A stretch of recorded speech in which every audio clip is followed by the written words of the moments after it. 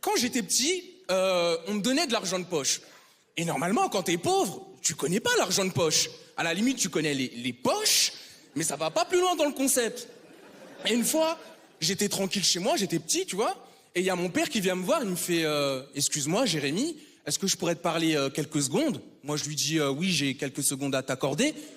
Que veux-tu » Et là, il me fait « Est-ce que tu peux me prêter 20 euros ?» Donc mon père, il voulait que je lui prête mes 20 euros que lui-même, il m'avait passé.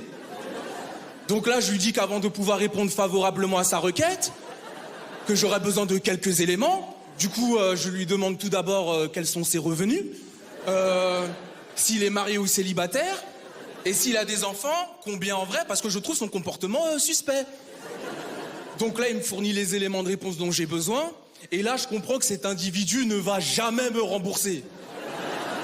Suite à quoi, je lui mentionne un refus, et là, il me dit « Passe-moi 20 euros ».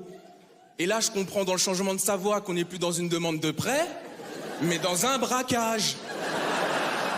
Et là, il commence à amorcer un mouvement du revers de la main. Là, je vois carrément, on est dans un braquage à main nue. Le type a clairement confiance en lui. Là, je rétorque avec une flexion-extension qui veut dire « Oui, j'ai peur, mais je suis pas une salope ». Mais bon, le regard est menaçant, le type a l'air dangereux, je finis par lui donner mon billet de 20 euros. Et là, il prend mon billet et il part avec. Et c'est pas pendant qu'il part avec, il vérifie si c'est un vrai. En plus, quand il me donne de l'argent, il est même pas sûr.